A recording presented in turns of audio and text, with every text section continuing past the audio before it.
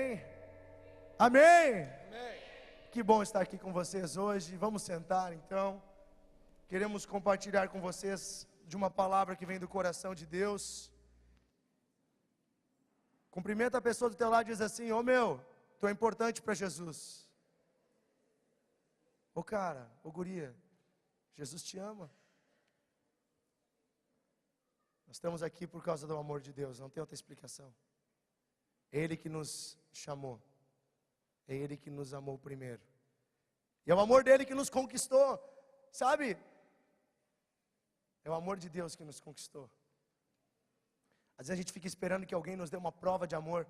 Não tem prova de amor maior do que a que Jesus nos deu, entregando a vida dele por nós. Cara, isso é demais. E eu quero que você experimente esse amor essa noite. De um Deus que não só te salvou e que quer perdoar todos os teus pecados e quer te levar para a eternidade, mas que criou todo o céu, que criou a terra, que criou o universo. Mas mesmo sendo tão grande, se importa contigo e comigo, se importa com a nossa vida, que para nós talvez parece tão pequena, tão fraca. Ele se importa com a gente. Isso é motivo para nós nos alegrarmos. Isso é motivo para a gente ficar feliz.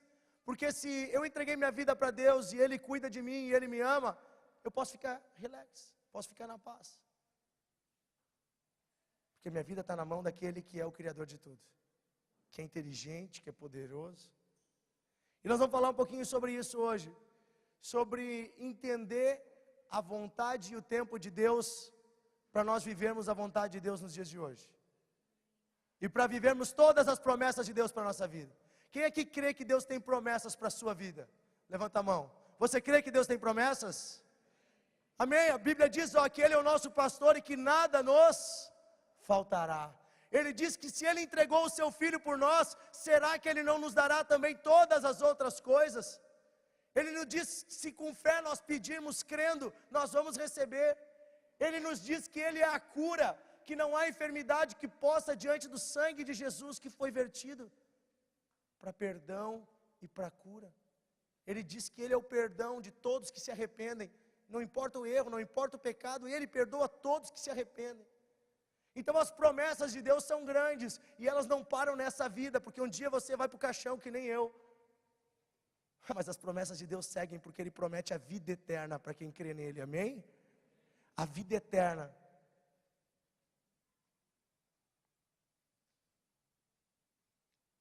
Isso é o que Deus tem para nós. Eternidade.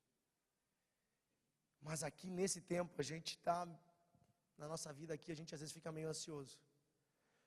Vem cá, mas quando é que vai chegar as coisas que Deus está preparando para mim? Parece que está muito longe, às vezes a gente quer fazer do nosso jeito. Abre sua Bíblia comigo no livro de Salmos, capítulo 74. É lá no Antigo Testamento, nós vamos ler alguns versículos hoje. Está acordado? Pega a tua mão e belisca a pessoa do teu lado. Salmos, pode beliscar. Não ouvi nenhum grito. Ninguém beliscou direito. Salmos 74, 16 e 17. Diz assim, na NTLH. Criaste o dia e a noite. Puseste a lua, o sol, a lua e as estrelas nos seus lugares. Marcaste o limite da terra. E fizeste o verão e o inverno. Então aqui está falando que Deus criou tudo e que Ele criou inclusive o tempo e as marcações do tempo. A gente percebe que o tempo está passando porque a terra está girando e vem o dia e vem a noite, escurece, fica claro, e vem as estações do ano, vem o inverno, vem o verão, vem a primavera, o outono, e nós estamos agora no inverno. Um inverno meio quente, né? Mas é inverno. Estamos no inverno. Ô Tiago, consegue um copinho d'água para mim lá? favor. Nós estamos no inverno. Alguém aqui já trabalhou no campo alguma vez? Agricultura, alguma coisa assim? Ou conhece alguém que trabalha na roça? Quando eu era criança, várias vezes eu fiz no colégio aquela experiência da sementinha. Já fizeram experiência da sementinha? De pegar uma sementinha de feijão, botar lá no algodão ou numa terrinha, molhar, e daí nasce um feijãozinho, uma plantinha assim. Vocês já fizeram isso? Quem já fez essa experiência no colégio? Oh, que bom! É o mais perto da agricultura que vocês chegaram. Fora a comida. Mas deixa eu perguntar um negócio. Por acaso aquele feijãozinho de vocês chegou a virar um pé de feijão assim e dar vagem e nascer algum feijão dele? Vocês chegaram a colher algum feijão ou não? Certamente por dois motivos. Primeiro, você plantou no algodão. Não tinha espaço para ter raiz, não tinha sustento suficiente, não tinha alimento para ele, né? Minerais. E a segunda razão, você plantou talvez na época errada. Esses dias eu plantei na minha casa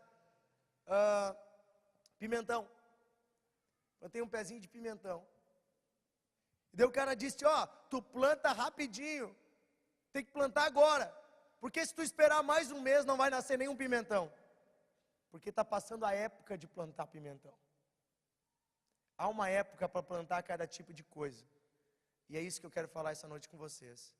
Porque o nosso problema como jovens, e eu já passei pela adolescência, é que às vezes a gente quer plantar coisa que é da outra época. E deixa de plantar o que é da nossa época. E quer colher coisa que não é a nossa época de colher. Então, se você plantar feijão agora, no inverno, sabe o que vai acontecer? Tu vai perder toda a semente que tu enterrou na terra. Talvez dê até um brotinho, mas não vai nascer nada. Vai vir a geada e vai matar. Vai vir o clima frio e vai matar. Você não adianta pegar um saco de feijão, de semente e plantar agora. Você tem que esperar a época certa. A minha avó me ensinou que tem época, e tem lua e tem tudo. Para plantar tem um monte de coisas. E o pessoal da agricultura sabe a época de plantar. Mas se plantar na época errada, talvez até dê uns brotos, mas não vai dar fruto. E a minha pergunta é, você quer investir tempo, esforço da tua vida, energia em alguma coisa que não vai dar em nada? Que vai secar e que vai morrer? É isso que tu quer? Tu quer começar um relacionamento que tu só vai sofrer? Tu quer entrar num trabalho que tu só vai sofrer? Tu quer estudar uma coisa que daqui a pouco tu só vai sofrer, apanhar e não vai colher fruto nenhum? Tu quer gastar tua energia com algo que tu não vai desfrutar dela? Então espere o tempo de Deus. Há um tempo para cada coisa debaixo do sol, diz a palavra de Deus. Há um tempo para cada coisa. E se você tentar colher alguns frutos antes da hora, você vai comer eles cru. Cru não, você vai comer eles verde. Quem aqui já comeu banana verde? É bom? Bergamota verde é bom? Caque verde. Chega a puxar, né? Tu já comeu abacate verde? Não, quando ele ainda não está maduro, ele é verde. Essa foi boa. E melancia? Verde por fora, vermelha por dentro. É a melancia. Diz o show da Luna. É um desenho que a minha filha olha. Eu quero saber, diz a musiquinha. Mas o fato é, tudo que a gente faz fora do tempo, nós não aproveitamos como deveríamos aproveitar. Se você está na adolescência, presta atenção, é hora de você estudar, é hora de você fazer amizade, é hora de você buscar a Deus, de você morar na casa dos seus pais e de obedecer à autoridade deles. É hora de você construir boas amizades. Não é a hora ideal de você começar a trabalhar o dia inteiro, você tem que estudar primeiro. Pode até trabalhar, mas não o dia inteiro. Não é hora de você sair de casa. Não é hora de você começar um relacionamento se você não está pronto. E eu estou falando de adolescente, 14, 15, 16. Você tem que orar. Você tem que sentir em Deus. Deus vai te mostrar. E a juventude? É hora de você continuar semeando, trabalhando, estudando, talvez começar um relacionamento, mas depois de oração, conhecendo a pessoa, sabendo quem é, estando experimentado, dando tempo para as coisas. E a vida adulta, você vai ter muito tempo para ter a vida adulta. É a parte mais longa da vida.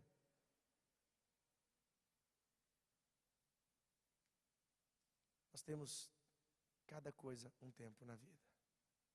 O problema é que às vezes nós somos adolescentes e queremos viver que nem adultos. O problema é que às vezes tem pais que deixam os filhos adolescentes viver como se fossem adultos. Eu tenho experimentado isso. Pais que não botam limite nos filhos. Pais que não dizem, filho, tu tem que ter horário para chegar em casa. Porque nós precisamos de limite. E é para o nosso bem o limite nessa fase. Pais que não pegam o filho e botam no carro para dar uma carona. Que deixam. Eu vou olhar um jogo de futebol. E deixa os filhos por aí. Adolescente tem que ser protegido. Porque, inclusive diante da lei, é menor. E emocionalmente não está pronto para tudo. Já tem um monte de capacidade, mas ainda não tem estabilidade. O adolescente, ele é tipo uma montanha-russa, altos e baixos. Eu passei por isso. Tem pessoas que são mais estáveis, tem pessoas que são mais instáveis. E isso passa. Chega um momento que chega a maturidade. E aí você tem que estar entendendo a época da sua vida. Eclesiastes, abre lá na tua Bíblia. Eclesiastes capítulo 3.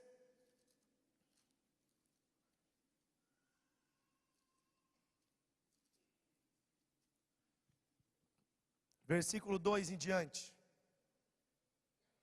Podemos ler do 1 em diante.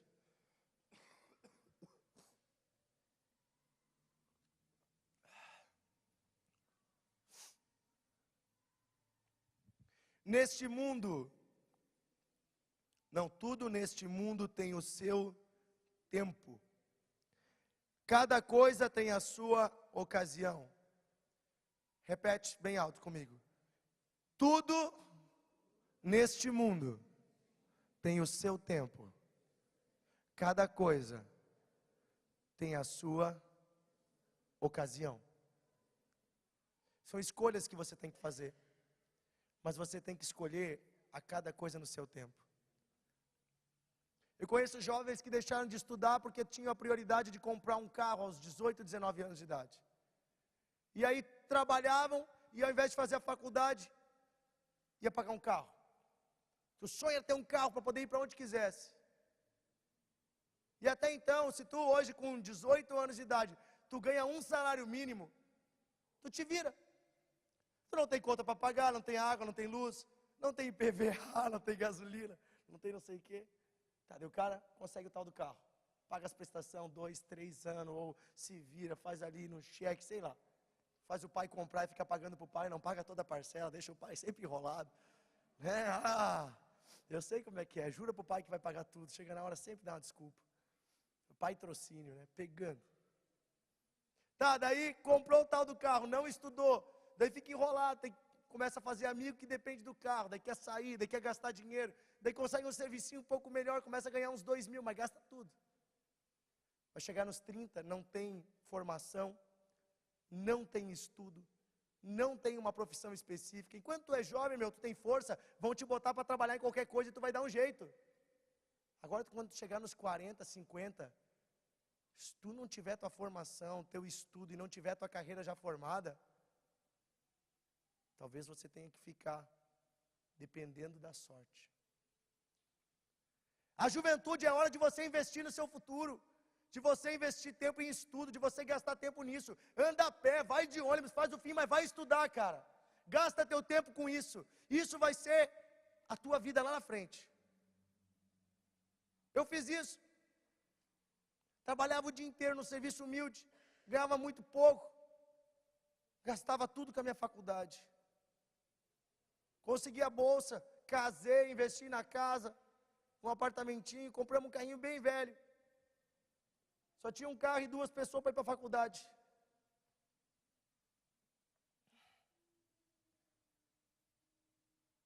E alguns amigos meus na época já estavam andando de nave, mas não estavam estudando.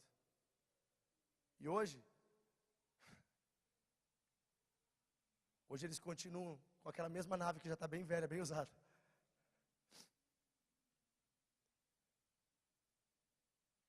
Onde é que está trabalhando, Dionísio? Eu sou funcionário público, sou tal, formado.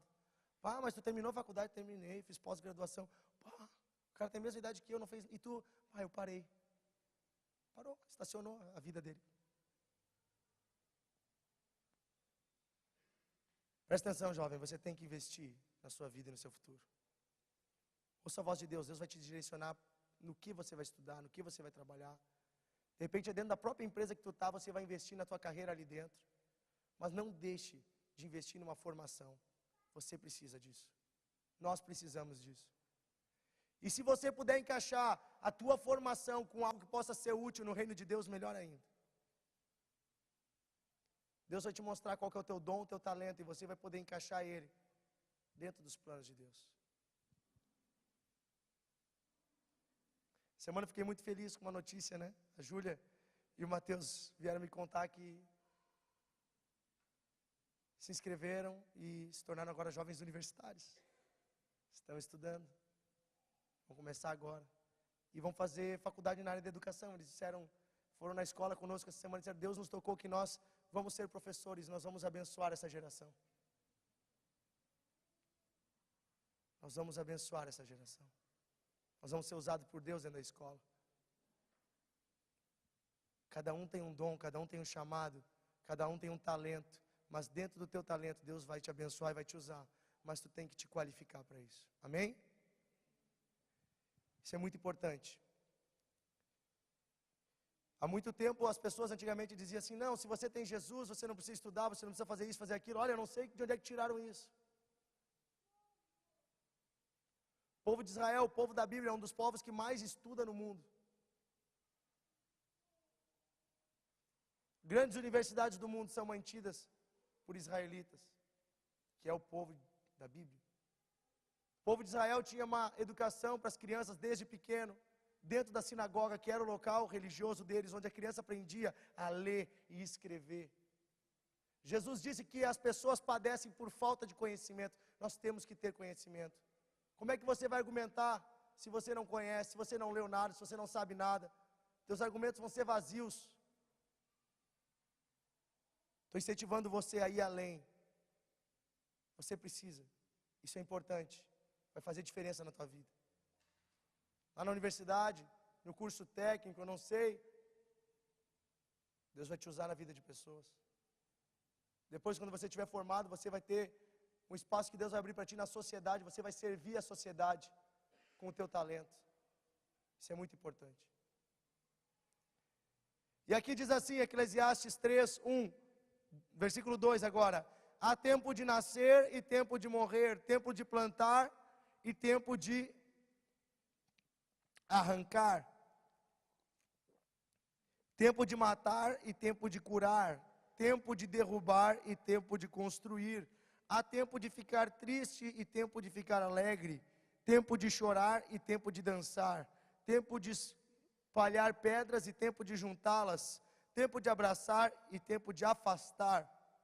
Há tempo de procurar e tempo de perder, tempo de economizar e tempo de desperdiçar, tempo de rasgar e tempo de remendar, tempo de ficar calado e tempo de falar. Veja, há um tempo para tudo na vida. Peça para Deus te mostrar qual é o tempo que você está vivendo hoje. Não tente pular etapas. Não tente pular etapas. Você precisa passar por essa fase primeiro, para depois chegar na próxima. E para isso existe a palavra de Deus para nos qualificar. Salmos 75, abre comigo, um pouquinho mais na frente. Um pouquinho antes de Eclesiastes. E eu quero depois te falar sobre a história de um cara, que é o cara que escreveu esse salmo, chamado Davi. Salmo 75, versículo 2.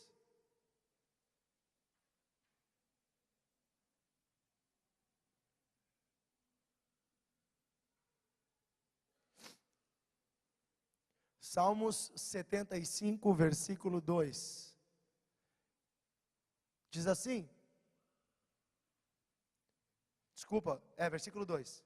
Deus diz: eu marquei um tempo certo para o julgamento e julgarei com justiça. Então há coisas da vida que a gente quer uma resposta de Deus hoje. Deus, ouve a minha oração. Deus, ouve a minha oração. E você quer hoje. Mas Deus diz: eu marquei um tempo para o julgamento e eu vou julgar com justiça. Em Gálatas capítulo 7, versículo 6 diz: ninguém engana a Deus, tudo que alguém planta, essa pessoa vai colher. Se plantar na carne, vai colher a morte. Se plantar no espírito, vai colher a vida. Então a Deus ninguém engana. Os que estão sendo injustos hoje, presta atenção, eles vão pagar. Os que estão roubando hoje vão pagar. Os que estão matando hoje vão pagar. Os que estão talvez te amaldiçoando, falando mal de ti, vão pagar. Mas não é no teu tempo e nem na tua força. É Deus que vai fazer. Daqui a pouco tu diz: Deus, na minha escola eu sou fiel a ti. Eu te honro. Eu estou aqui, só tiram onda de mim. Até o professor é injusto comigo. Ninguém me entende, no meu trabalho eu faço tudo certo. Então sempre me detonando. Deus, o que eu faço? Deus diz: eu marquei o julgamento e ele vai acontecer no tempo certo. Amém? Espere o tempo de Deus. Isso tem tudo a ver com Gálatas 4:4. Olha o que diz em Gálatas 4:4. Sabe que quem falou esse negócio de que eu marquei o julgamento foi Davi. Davi foi um cara que depois nós vamos estudar um pouquinho a vida dele ali. Tu vai ver que Davi foi um cara que foi injustiçado muitas vezes. Mas ele esperou o tempo de Deus. E Deus fez justiça no tempo dele. Gálatas, capítulo 4, versículo 4. Pode colocar no telão. Gálatas 4:4 diz assim: mas quando chegou o tempo certo, Deus enviou o seu próprio Filho, que veio como filho de mãe humana e viveu debaixo da lei, para libertar os que estavam debaixo da lei, a fim de que nós pudéssemos nos tornar filhos de Deus. Então Deus havia marcado uma data para Jesus vir para a terra. Pensa, Adão e Eva pecaram há vários mil anos atrás. Pelo meu cálculo, o que aconteceu no Éden aconteceu uns 4.000 anos antes de Jesus vir. Então tu vai dizer: Deus esperou 4.000 anos para enviar Jesus. Pois é, e 2.000 anos depois nós estamos aqui. Deus faz tudo no tempo certo. Deus construiu relações com as pessoas. Deus colocou a lei. Deus criou um povo. Neste povo Deus botou profetas que criaram a esperança da vinda do Messias. Quando este povo estava com o coração aberto, aguardando o Messias, aí Deus enviou o Messias. Jesus veio no tempo certo, no lugar certo. Por exemplo, uma coisa que a gente acha ruim, né? O povo romano tinha escravizado o povo de Israel, oprimido o povo de Israel na época em que Jesus veio. Os romanos dominaram Israel, invadiram Israel, cobravam impostos de Israel. Daí tu vai dizer: que coisa terrível. Mas se não fosse graças a isso, o Evangelho não teria chegado até nós. Porque foi graças ao fato de Jesus ter nascido numa terra que pertencia ao Império Romano, e Jesus pregar na língua grega, e os apóstolos pregarem na língua grega, que o Evangelho se espalhou por todo o mundo daquela época, e que em 200 anos, a fé cristã era a maior fé do mundo, e se espalhou até os dias de hoje, graças à opressão de um povo, que não aceitava o próprio Cristo, mas que a sua língua, a sua cultura estava em todo o mundo, e permitiu que os discípulos levassem a fé cristã, num território gigante de um império, por todo o mundo. Deus tem um tempo para cada coisa.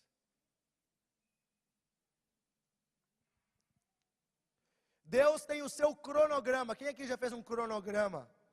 Tipo assim, um planejamento, hoje eu vou fazer isso, amanhã eu vou fazer aquilo, depois de amanhã aquele outro. Quem já fez? Levanta a mão. Se não fez, faça. É importante você organizar a sua vida. Quando eu fizer 18, fazer a carteira de motorista. Ai, meu Deus. Começa a guardar dinheiro agora, que está aumentando o preço.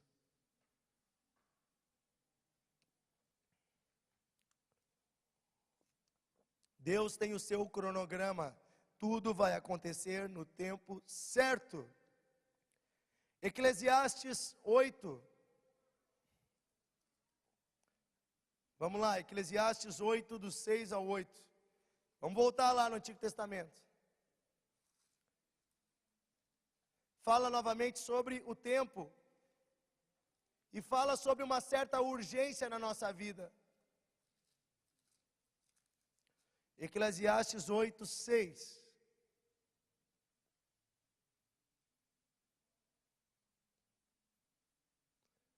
Diz assim, existe um tempo certo e um modo certo de fazer cada coisa. O nosso grande problema é que não sabemos o que vai acontecer amanhã. E não há ninguém que possa nos contar. E agora o próximo. Ninguém pode dominar o vento, nem segurá-lo. Assim também ninguém pode evitar a morte, nem deixá-la para outro dia. Nós temos que enfrentar essa batalha e não há jeito de escapar. O que a palavra de Deus está dizendo? Há um tempo para tudo, há um tempo de Deus, mas não fica comendo mosca. Quando Deus abre uma porta na tua frente, vai e cumpre ela, porque amanhã pode ser tarde demais. Há um tempo para tudo. Hoje é tempo de você buscar Deus. Hoje é tempo de você ser renovado pelo Espírito Santo. É hoje o dia de você se arrepender, se você não se arrependeu. É hoje o dia de você entregar a sua vida para Jesus. Se você está enfermo, o dia para você ser curado é hoje. Se tu tem um problema com o teu pai, o dia de tu ir lá, pedir perdão para ele, é hoje. É hoje, não tem amanhã. Viva como se não houvesse o dia de amanhã. Corra o tempo hoje, porque amanhã ninguém sabe como vai ser. Eu já falei várias vezes isso. Qual o lugar do mundo que tem mais talentos? Alguns vão dizer na universidade, na escola, nisso, naquilo. Eu já falei, é no cemitério o lugar que tem mais talentos no mundo. Porque a maioria das pessoas pega os seus talentos, os seus sonhos, os seus planos e vai dizendo amanhã, amanhã, amanhã. Daí Deus bota um plano no coração do cara e o cara diz amanhã, primeiro eu vou ganhar dinheiro, primeiro eu vou arranjar uma namorada, primeiro eu vou fazer isso, primeiro eu vou fazer aquilo. E Deus falando e o Espírito Santo dizendo e o cara guardando no bolso amanhã, amanhã e amanhã. O cara vai para o caixão e o talento vai ser enterrado junto com ele. E o dom e o chamado e tudo que Deus tinha proposto. É hoje, o dia para nós corrermos a nossa batalha, é hoje. É hoje, é o tempo presente, o presente é um presente de Deus, para nós. Na verdade o único dia que existe, é hoje. Ontem não existe mais, e amanhã ainda não existe, quando existir já é hoje.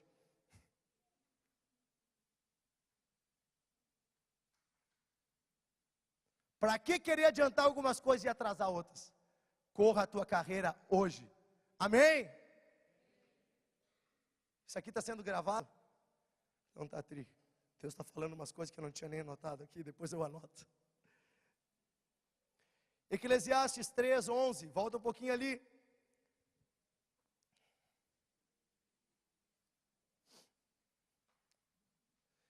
Eclesiastes 3, 11 diz assim: Deus marcou o tempo certo para cada coisa.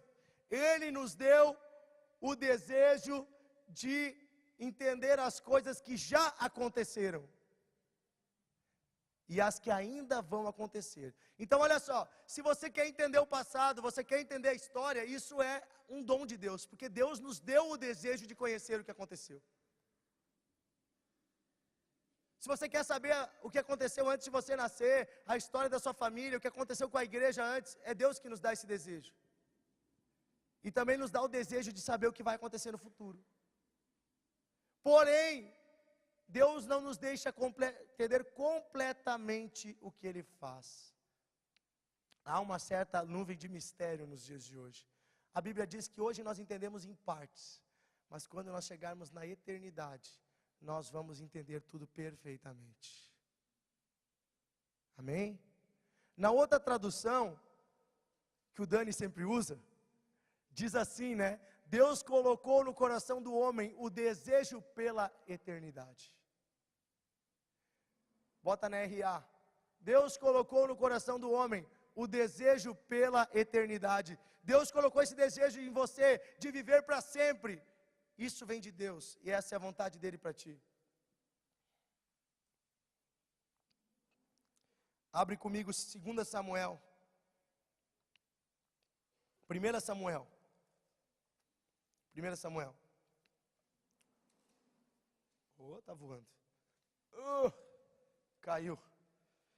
1 Samuel 16.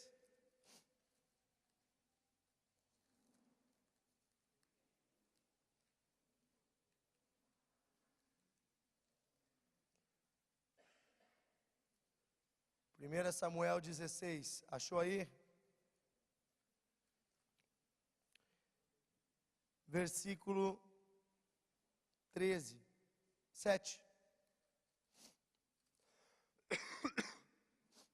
Aqui nós temos uma história interessante, de um cara chamado Davi. Cutuca a pessoa do teu lado e diz, meu, vamos ler um negócio aqui sobre Davi. Isso é bom para acordar as pessoas. Faz assim, ó, levanta a tua mão assim, faz assim. Isso, agora dá um tapão na pessoa que está dormindo do teu lado. Não, estou brincando. Não é para bater de verdade. Porra, o que é isso? Poxa vida. 1 Samuel 16, versículo 6. Sabe o que acontece aqui? Olha só. Deus havia se desagradado com o rei de Israel. O povo queria um rei forte. Deus deu um rei forte, alto, bonito, grande, guerreiro para o povo de Israel. E o rei fez besteira. Se afastou de Deus, desobedeceu a Deus, desonrou a lei de Deus. Queria passar por cima do sacerdote. O rei estava se achando. Deus disse, eu vou tirar o trono desse rei. E eu vou botar o trono na mão de um cara que tem o coração que nem eu quero. Daí Deus pegou, né, Samuel, que era o profeta, e disse, Samuel, vai na casa de Jessé, que é um camarada lá do interior, lá de Belém, um criador de ovelha. Vai lá na casa dele, leva um balde de óleo, e tu vai derramar azeite em cima da cabeça de um cara, porque eu vou separar um dos filhos dele para ser o próximo rei. Eu vou ungir. A palavra ungir significa separar, destacar um para ser o rei. Pode, ele chega lá na casa do tal do Jessé, e o cara tem 7 filhos dentro de casa. Um mais bonitão que o outro. E diz que o mais velho, era fortão, bonitão, grandão, braço grande, guerreiro, lutador, charmoso, bom de pinta, bom de palavra, bom de tudo. E o cara pegou o azeite, levantou e disse, esse aqui, eu vou derramar em cima da cabeça dele. Vou ungir ele. Daí olha o que diz o texto bíblico. 1 Samuel 16, 6. Quando eles chegaram, Samuel viu Eliabe, um dos filhos de Jessé, e pensou, este homem que está aqui na presença de Deus, o Senhor certamente é aquele que Deus escolheu. Mas o Senhor disse, versículo 7. Eu gosto muito dos mas da Bíblia. Está tudo indo numa direção, mas daí a Bíblia diz, mas Deus fez diferente.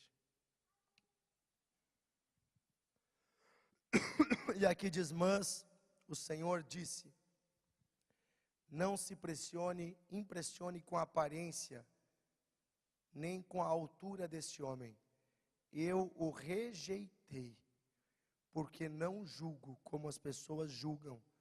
Elas olham a aparência, mas eu vejo o coração. Olha aqui para mim um pouquinho.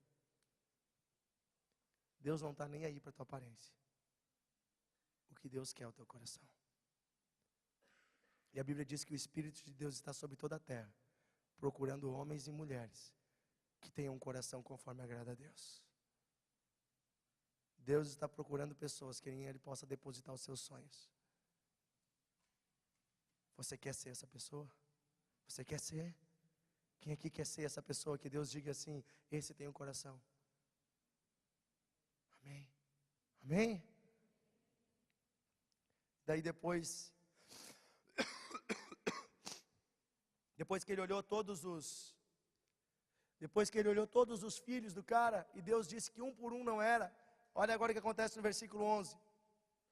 E perguntou a Jessé, você não tem mais nenhum filho? E Jessé respondeu, tenho mais um, o caçula, mas ele está lá fora tomando conta das ovelhas. Jessé disse, olha, eu nem chamei ele aqui porque ele é novinho demais, é um gurizinho. Segundo todos os estudos bíblicos, ele tinha entre 14 e 16 anos nessa idade. E ele estava lá na rua cuidando das ovelhas, não dava um serviço pesado para ele. Ele não ia para a guerra, ele não lavrava a terra, ele só cuidava das ovelhas. Todo mundo achava que era tranquilo. Vamos botar umas ovelhinhas para ele, é um gurizinho mirrado, fraquinho, meio ruivo, diz a Bíblia, cheio de sarda na cara, talvez até com espinha. O adolescente é meio esquisito, né? Tem as pernas maiores que o resto, é meio desengonçado. Eu já fui adolescente, né? Seco nos lugares e largo nos outros, e aí vai um ombrinho pequeno. Ainda não é aquele cara assim, né? Eu sempre digo, as gurias aos 14, 15, 16 anos, né? Já são mulher praticamente. E os guris são os gurizinhos. É triste. É triste o guri de 14, 15, 16 competir, né? É difícil, mas depois deixa vir. Aos 18, 20 os caras tomam forma. Moças, esperem em Deus. Ele vai criar jeito. Mas daí olha o que disse no versículo 11 ainda. Então mande chamá-lo, disse Samuel. Nós não vamos oferecer o sacrifício enquanto ele não vier. Aí Jessé mandou buscá-lo, e era um belo rapaz, saudável, de olhos brilhantes. E o Senhor disse a Samuel, é este, unja-o. É este, unja-o. Deus disse, é esse que eu quero. Eu olhei o coração dele. É esse cara. Não é o mais forte, o mais grande, não é o mais preparado, é o cara que tem o coração. E olha o que acontece no versículo 13. Samuel pegou o chifre cheio de azeite e ungiu Davi na frente dos seus irmãos.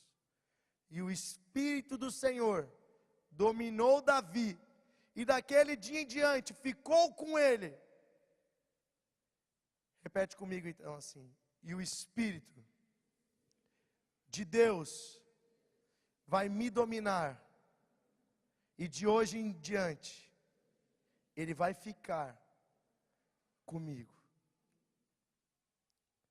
Sabe, não é assim, Davi tinha Deus de vez em quando. O Espírito de Deus estava todos os dias com Davi. Ficou com Davi. O Espírito de Deus nunca se afastou de Davi. Porque ele foi separado. Porque ele tinha um coração. Eu quero que você entenda uma coisa aqui sobre o tempo de Deus. E é aqui que eu quero chegar. Quantos anos ele tinha quando ele recebeu então a unção? A separação para ser rei. Deus foi lá, mandou o profeta ir lá, tocar azeite em cima da cabeça dele. Não era um pouquinho de azeite que nem a gente bota hoje em dia. Eles derramavam azeite em cima da cabeça do cara. Derramavam. Todo mundo, ele tinha que andar na rua aquele sebo grudado. Mas as pessoas olhavam e diziam, esse cara foi ungido. O azeite era uma coisa cara. O profeta jamais fazia isso, a não ser que Deus mandasse alguém, Deus desse a ordem dele fazer. Ele derramou azeite em cima do Davi e disse, Davi, diante de Deus, tu é o novo rei do povo de Israel. O que Davi fez? Pegou as ovelhas dele, disse, não quero mais vocês. Pegou o cajadinho e disse, não te quero mais. pegou uma espada e disse: agora eu vou lá pegar o trono do rei. Foi isso que ele fez? Não. Não foi isso que ele fez.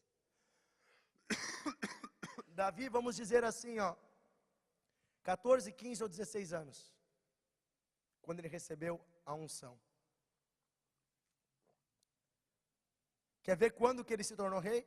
Vem comigo aqui um pouquinho mais para frente da Bíblia, 2 Samuel 5, 4. É mais um livro para frente. 2 Samuel capítulo 5, versículo 4.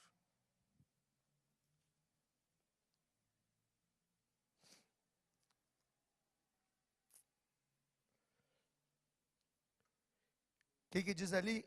Ele tinha 30 anos de idade, quando se tornou rei e reinou 40 anos.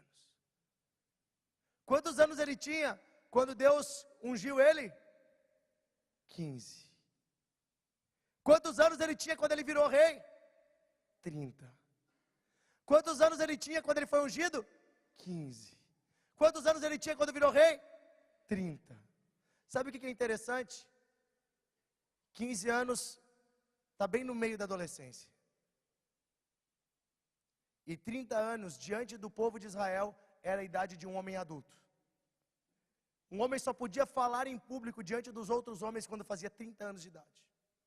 Por isso que Jesus só começou a pregar aos 30, porque se ele pregasse antes de fazer 30, ele ia ser escorraçado da sinagoga. Só era considerado adulto quando fizesse 30.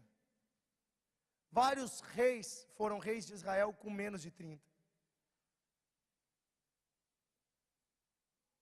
E o que ele fez nesse tempo então? 15 anos. Ele foi ungido hoje. Deus deu para ele as promessas hoje. Que nem Deus está dando as promessas para vocês. Vocês receberam Jesus, vocês estão recebendo o Espírito Santo, vocês estão sendo ungidos por Deus, vocês estão sendo separados por Deus, para muitas coisas que Ele quer fazer, promessas que Ele está dando para vocês. E o que vocês vão fazer até o dia em que essas promessas vão se cumprir? Vou ficar em casa sentado jogando play. Não, agora é Pokémon Go. Eu vou ficar que nem um idiota na rua, correndo atrás de uma imagem de um ser que significa... Pokémon, como é que é? O que significa ainda? Demônio de bolso, uma coisa assim. Hã? Monstro de bolso. Eu vou ficar andando no meio da rua assim, e daí vem o caminhão. Pum! Acabou os planos de Deus. Vou te dizer um negócio, ao invés de procurar Pokémon por aí, que tal tu procurar pessoas necessitadas? Tu não vai correr tanto atrás, é bem fácil te achar. Só abre teu olho, só olhar para o lado tu vai ver necessitado. Gente doente, gente triste, gente cansada, gente passando fome. Tu quer um endereço? Eu vou botar para ti. Vai ali no Banrisul agora. Deve ter pelo menos uns 12 caras dormindo, deitado ali, enrolado nos trapos velho, sem ter o que comer essa hora. Ao invés de ficar fazendo fiasco por aí, indo na onda dos outros, gasta teu tempo com o que presta. Tu vai ganhar tempo, tu vai ganhar experiência. Foi o que Davi fez. Se você for ler o que aconteceu naquele texto, a partir do momento em que Deus ungiu Davi, tu vai ver o seguinte: Deus começou a treinar Davi. É a universidade de Deus. Você agora foi ungido por Deus. Deus está te separando. Deus tem promessas para ti. Sabe o que Deus vai fazer? Deus vai te treinar para você chegar onde Ele quer. Mas antes de ser rei, olha pelo que Davi teve que passar. Eu anotei aqui. Antes dele se tornar rei, ele teve que enfrentar um leão e um urso. Pensa, ele foi ungido rei. Agora Deus está comigo, eu vou ser o rei. Está lá cuidando das ovelhas do pai dele. Vem um leão e pega uma ovelha.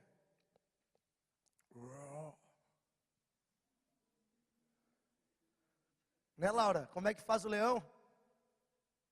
Como é que faz o leão?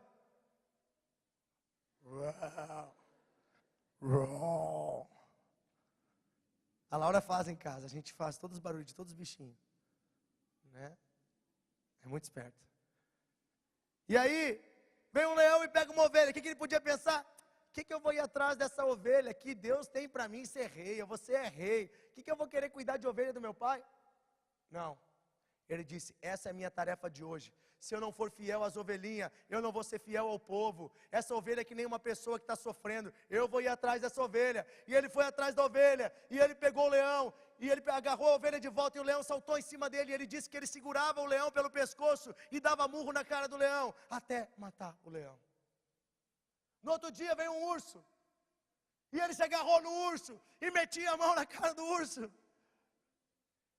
Ele disse, e eu peguei no pescoço e dava-lhe golpes até matá-lo. Sabe para quem que Davi disse isso? Quando ele chegou na frente do gigante. Porque depois do leão e do urso teve um gigante para enfrentar.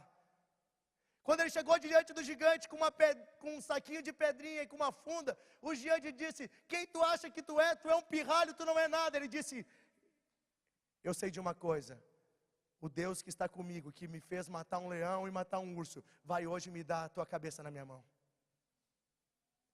Quem é tu para afrontar o Deus de Israel? Eu venho aqui diante de ti em nome do Senhor. E aí, ele pegou a fundinha e com a primeira pedra, pá, derrubou o gigante. Aos 15, 16 anos de idade. Depois, o rei começou a ficar endemoniado. O rei estava afastado de Deus.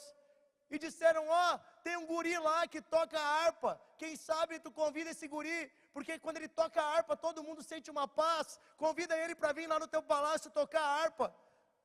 E aí toda vez que o rei ficava endemoniado, levavam Davi para tocar a harpa, e ele ministrava um louvor que expulsava aquele demônio da vida do rei. Davi expulsava demônios aos 15, 16, 17 anos. Através da música, ele era um ministro de louvor, era um guerreiro, matava leão, matava urso, obedecia aos pais, estava cuidando do rebanho da família, trabalhador, honesto. O rei gostou dele e disse, eu vou botar esse guri para trabalhar no meu exército. Ficou um tempo de soldado, daqui a pouco o rei disse, a partir de hoje tu vai ser capitão de 1000, porque toda guerra que ele ia, ele era o primeiro a lutar e a vencer as batalhas. Se tornou capitão de 1000, se tornou capitão de 10.000. Caiu na graça do rei, caiu na graça do povo. E quando o povo começou a cantar músicas dizendo, Saul matou seus milhares, mas Davi matou seus 10 milhares. Daí ele arranjou um inimigo, o rei ciumento. Quando você começa a fazer o que agrada a Deus, tem muita gente que não faz nada que presta, que vai começar a ter ciúme de ti. Sabe o que tu tem que fazer? Faz o que Davi fez. Continua sendo a mesma pessoa. Continua amando e respeitando. Ele continuou respeitando o rei, mesmo quando o rei tentou matar ele várias vezes. E o rei fez uma coisa, prometeu para ele uma filha, a filha mais velha. Disse, Davi, se tu for fazer o que eu vou te pedir agora, eu vou te dar minha filha mais velha em casamento. Ai, Davi se apaixonou por ela. A filha mais velha, era mais bonita. Ele ia ser o genro do rei. Ele disse, não, rei, eu não sou digno. Mas o rei disse, não, tu és sim. Vai e luta nessa batalha agora e vença os filisteus. E tu vai ganhar minha filha em casamento. E ele foi na batalha. O rei pensou, agora ele vai morrer. Não, ele voltou com um pedaço do corpo de 200 filisteus. Dentro de um saquinho. Como prova de que ele venceu a batalha e matou os 200 homens. E aí o rei olha para ele, dá uma desculpa e parte o coração dele, dando a filha em casamento para um outro cara. Antes de Davi se tornar rei, ele teve seu coração partido. Antes de se tornar rei, ele foi traído. Antes de se tornar rei, ele foi enganado. Ele teve que matar leão, urso, gigante, teve que expulsar demônio. Antes de se tornar rei, Davi teve que lutar muito. Porque chegou um dia que o rei tramou uma armadilha para ele, e ele teve que fugir do reino. E ele foi para o deserto sozinho, e se colocou dentro de uma caverna, e disse, Deus, eu estou aqui sozinho, olha para mim, o rei quer me matar. E Davi estava ali sozinho, e quando ele viu chegar alguns homens, e ele pensou de certo, pronto, agora eu vou morrer. Só que ao invés de matarem ele, aqueles rapazes disseram, Davi, nós temos visto o que tu tem feito. Nós temos ouvido a respeito de ti, e nós largamos as nossas casas, nós largamos o nosso trabalho, porque nós vamos nos juntar a ti, e nós vamos lutar contigo para onde tu for. Por onde tu andar, nós vamos andar contigo. Para nós, tu já é o nosso rei. E aí começou a se juntar outros rapazes valentes, de todo Israel. começaram a vir até Davi, todos que ouviam falar que aquele rapaz precioso, que ninguém sabia que tinha sido ungido por Deus, porque tinha sido uma coisa só na família dele, as pessoas começaram a se juntar, e quando viu, Davi tinha 300, tinha 500, tinha 1000 homens.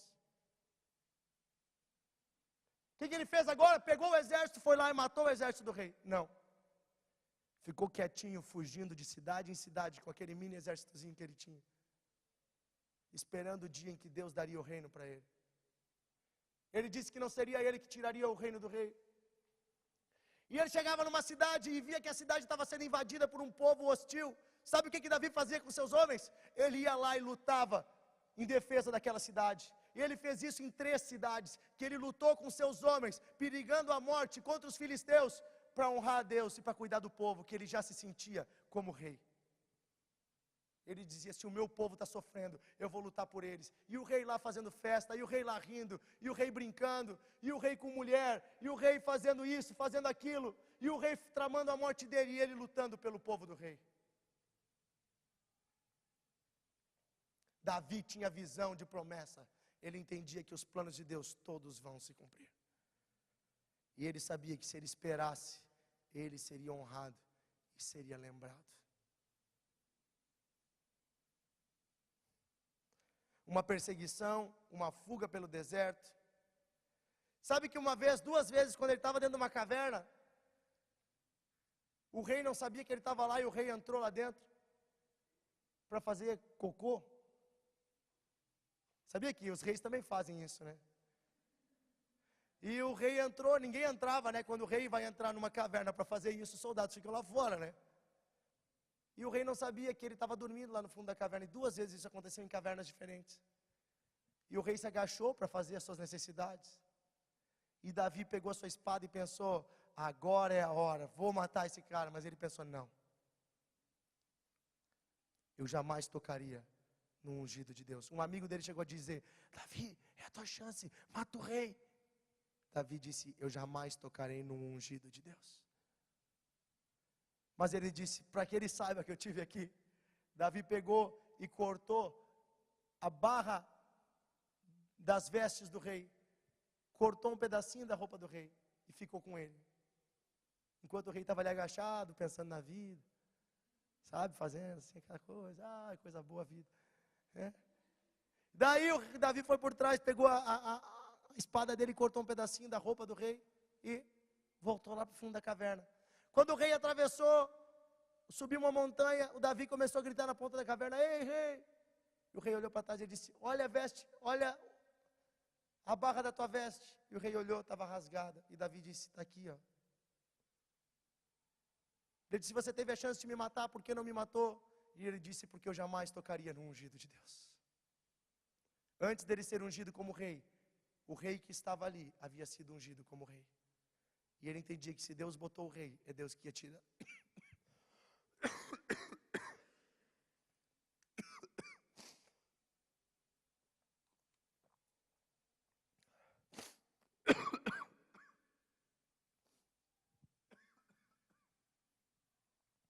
A minha garganta ela começa a ficar seca quando eu estou meio resfriado.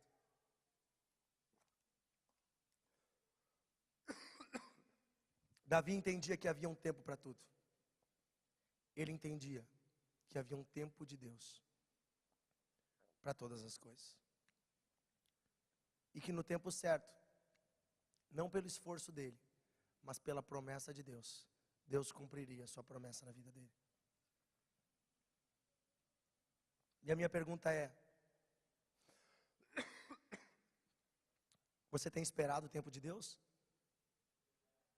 Ou você tem tentado fazer com que as promessas de Deus se cumpram pela tua força? Dando o teu jeitinho.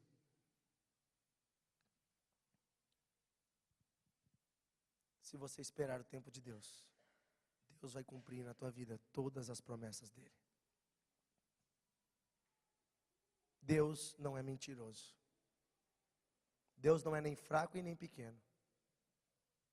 Deus ele não pode mentir, porque ele é a verdade.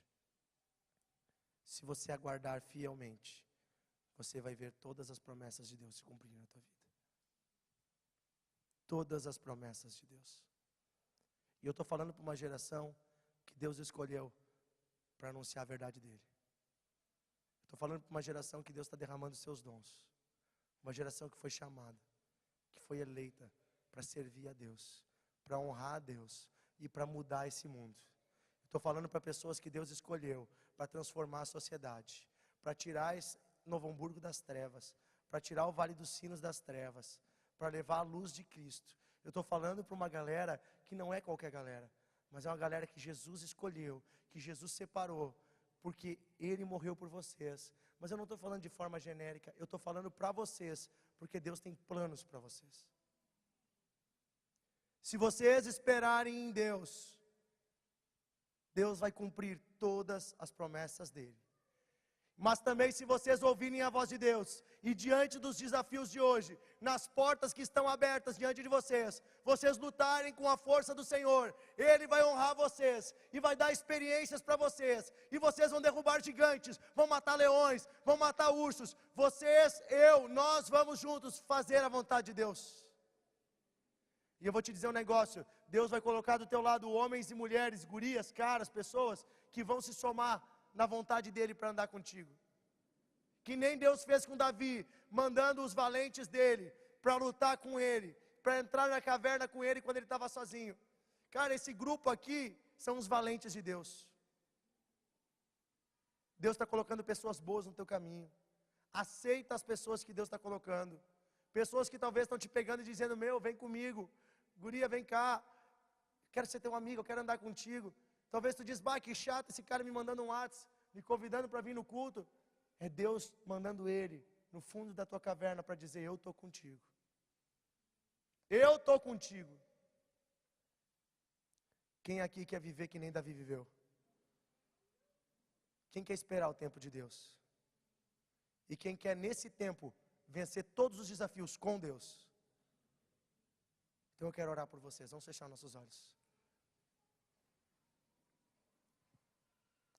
Senhor, Tu me colocou diante de uma geração para a qual Tu tem muitos planos.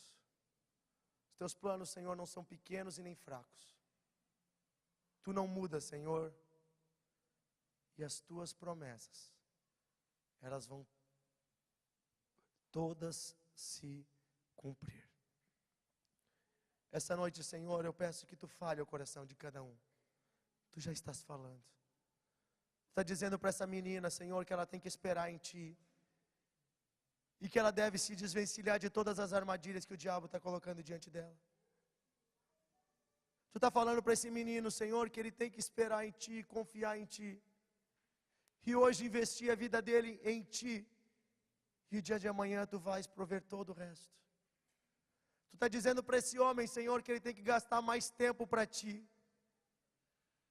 E se livrar de tudo aquilo que está atrapalhando. Tu está dizendo, Senhor, para esse rapaz, para essa moça, que eles não estão sozinhos. Senhor, de repente, ele e ela estão diante de dificuldades. Diante de Golias, diante de gigantes. Quem sabe é o gigante do pecado, que ele até agora não tem conseguido vencer. Quem sabe é o gigante, Senhor, do sentimento de solidão. Quem sabe é o gigante do desemprego. Quem sabe, Senhor, é o gigante da solidão, da tristeza, da depressão, da doença. Senhor, Tu conhece o gigante que está atacando cada um aqui. Tu conhece, Senhor, esse gigante mentiroso que diz para esse rapaz, para essa moça que eles são pequenos, que eles são fracos e que não vão conseguir vencer. Mas, Pai, a Tua palavra está dizendo essa noite, e o Teu Espírito está dizendo, Senhor, que contigo nós somos fortes, Deus. Que contigo, Senhor, esse garoto, essa garota, vão depositar a vida deles nas Tuas mãos, e Tu vai honrá-los, e a Tua unção vai se cumprir sobre eles. Senhor, Tu estás ungindo esses jovens. Tu está ungindo, Senhor, separando eles para Ti. E a Tua palavra diz que a Tua unção é irrevogável. Tu não retira a Tua unção sobre os Teus filhos. Essa noite te pedimos, Senhor, derrama a tua presença sobre nós. Oh, Senhor, vem com o teu amor. Vem, Espírito Santo, vem, Espírito Santo. Deus está te inquietando essa noite, jovem, porque Ele está te mostrando que você precisa correr a sua carreira, que você precisa se dispor e se levantar, que você precisa fazer hoje a vontade dEle, você precisa orar, você precisa buscar Ele, você precisa falar do amor dEle. Ele está te mostrando que Ele tem mais para ti, e que há coisas que não são para essa época da tua vida que tu tem que deixar.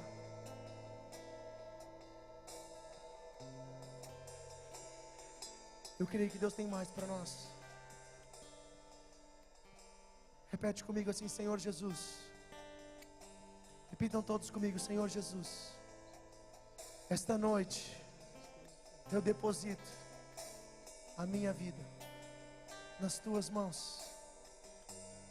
Eu deposito a minha confiança, a minha esperança, o meu futuro, os meus sonhos e todas as promessas que eu recebi de Ti. Eu deposito nas tuas mãos. E eu creio, Senhor, repita isso. Eu creio, Senhor, que no tempo certo Tu vai cumprir todas as Tuas promessas. Oh, o Espírito Santo está falando.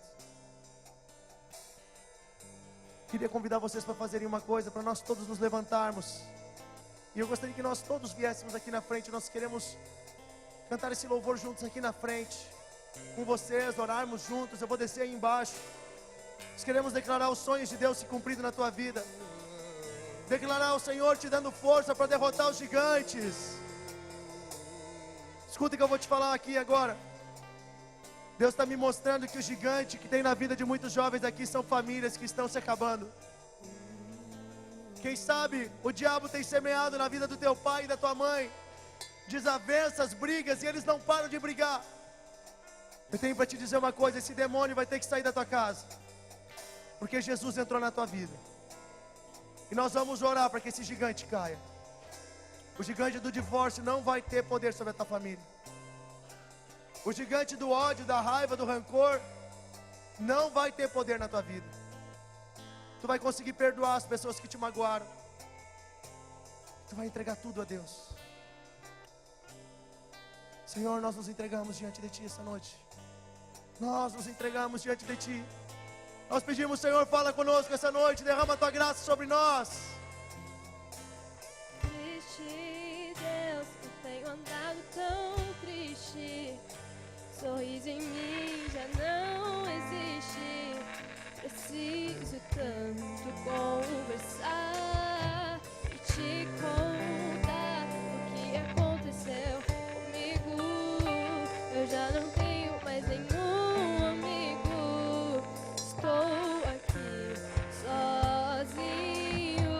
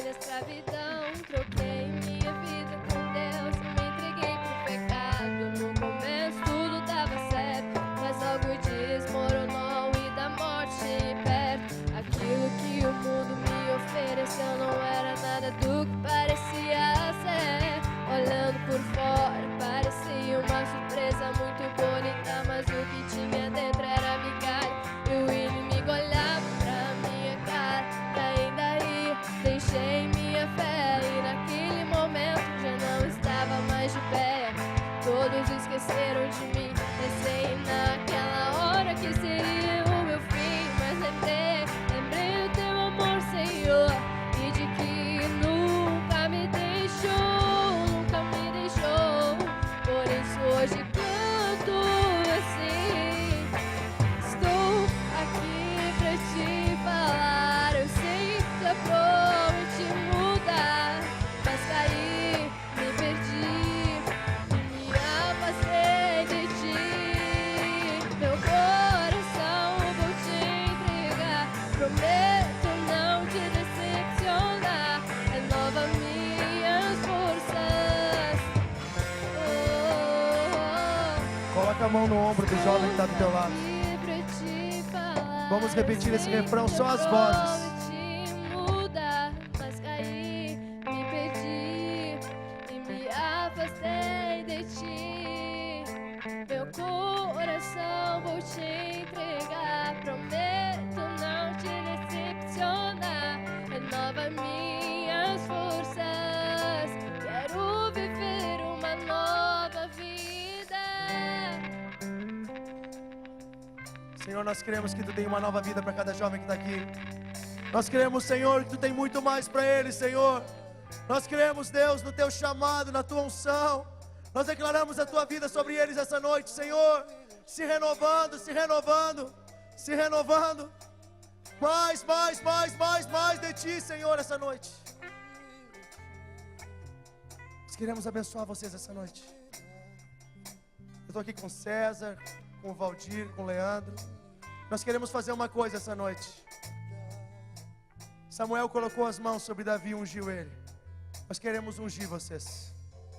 Ungir significa separar. Nós queremos separar vocês para Deus e profetizar que Deus vai cumprir todos os planos dele na vida de vocês. E assim como o Espírito Santo tomou Davi naquele dia, nós queremos que o Espírito Santo vai tomar cada um aqui essa noite. Vai se mover mais sobre ti, vai renovar o teu coração. E assim como o Espírito Santo esteve sobre Davi e não se afastou dele nem um dia, o Espírito Santo não vai se afastar de ti. Eu quero te dizer que na vida de Davi ele errou várias vezes, ele pecou várias vezes, mas todas as vezes ele se arrependeu. Mas o Espírito Santo nunca abandonou ele, nunca abandonou ele. Deus está dizendo essa noite que Ele não te abandonou, que Ele não te esqueceu, que o Espírito Santo continua em ti. E nós queremos orar por ti, nós queremos te ungir e declarar que Deus está separando a tua vida, que Ele vai te separar para cumprir todos os planos dEle. E nós pedimos que tu feche teus olhos e que tu diga: Deus, eu quero mais de ti. Deus, eu quero mais da tua presença. Deus, eu quero mais de ti. Espírito Santo, eu quero mais, eu quero mais, eu quero mais. Sim, Deus, vem da mais tua presença, Senhor. Vem o teu Espírito Santo, Deus. Vem o teu Espírito Santo, Senhor, sobre cada jovem que está aqui, Deus. Sobre cada jovem que está aqui, Senhor. Em nome de Jesus, vem, vem, Jesus. Vem, Jesus, vem, Jesus, vem, Jesus. Aqui pra te falar, eu sei, já prometi mudar, mas caí, me perdi e me afastei de ti. Meu coração vou te entregar, prometo não te decepcionar. Renova minhas forças. Estou aqui pra te falar, eu sei que eu prometi mudar, mas caí, me perdi e me afastei de ti. Meu coração vou te entregar, prometo não te decepcionar.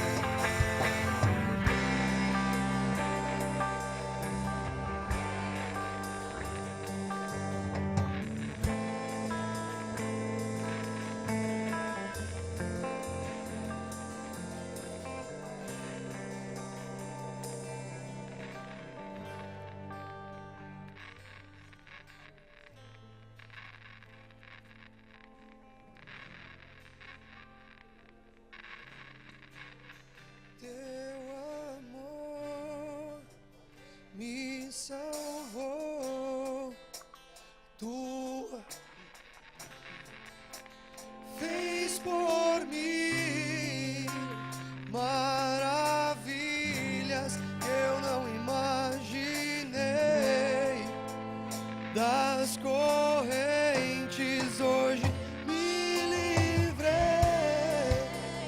Eu te adoro, meu Senhor. Oro a ti em nome de Jesus. Desço pela cruz, pois tua graça me dá-me obediência, Deus. Transforma teu coração, Senhor. Põe em mim a tua unção, para que eu possa te adorar. Oh, oh. Teu amor me salvou, a tua graça fez por mim maravilhas. Imaginei correntes hoje me livrei. Eu te adoro, meu Senhor. Oro a ti em nome de Jesus. Subo pela cruz, pois tua graça me alcançou. Dá-me obediência, Deus. Transforma meu coração, Senhor. Põe em mim a tua unção, para que eu possa te adorar. Oh, oh, oh.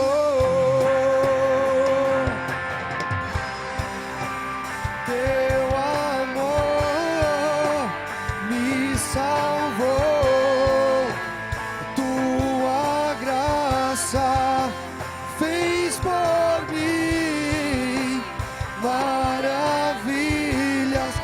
Não imaginei, das correntes hoje me livrei.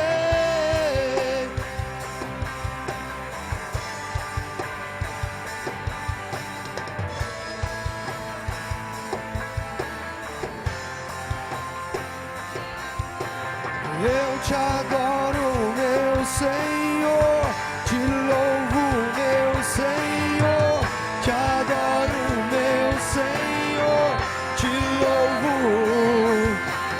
Eu te adoro, meu Senhor, te louvo, meu Senhor, te adoro, meu Senhor, meu Senhor. Teu amor, tua graça,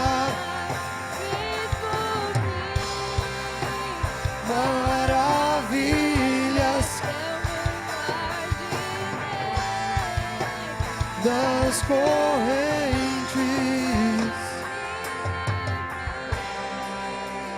Teu amor me salvou, tua graça maravilhas das correntes.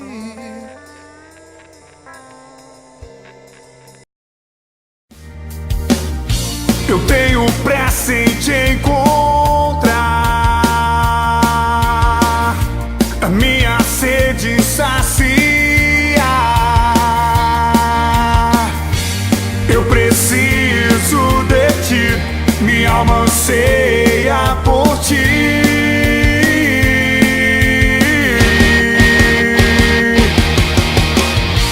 Como um rio corre pro mar, eu vou correndo te encontrar. Não há outro igual